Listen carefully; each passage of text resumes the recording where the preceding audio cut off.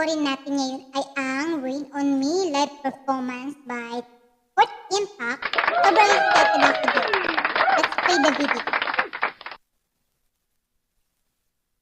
This part was Tara GM Bamboo's concert at the Saban Theater nga pala, and it happened last May 16, 2020. Bago lang.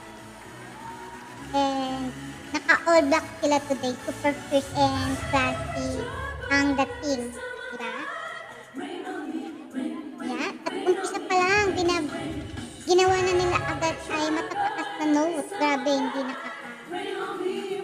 hindi siya, ay ibig sabihin ko, grabe nakaka-amaze. Nabubulol na ako kasi sobrang nag-goosebumps ako doon sa enter pa lang nila. Diba? Yeah.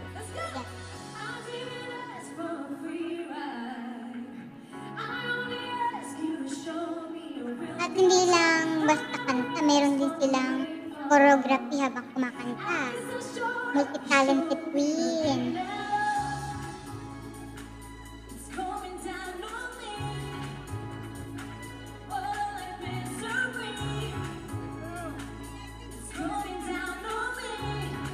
Sino kaya nag-iisip ng chord? Siguro.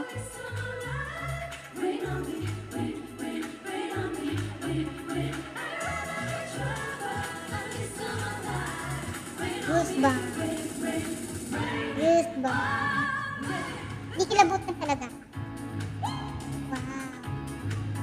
Kahit, ay naputo yung video. Sayang naman. Zoom in.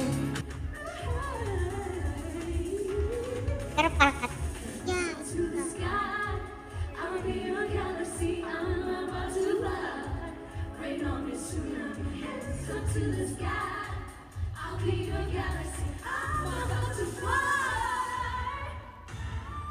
Whistle.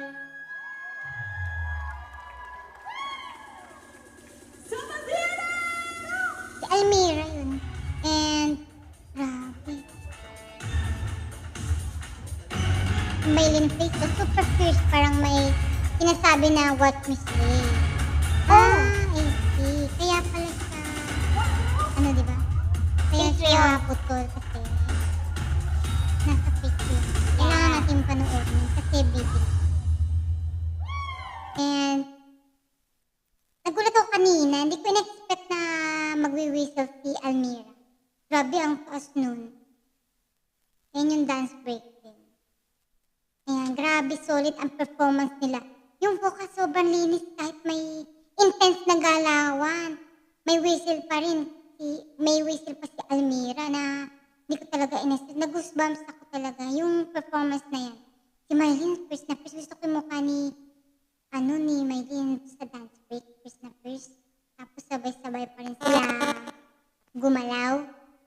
Medyo bitin lang kasi naputol. Pero sulit ang napanood natin. Lahat naman may standout moment for me. This is perfect 10 for me. Yeah. Ikaw naman.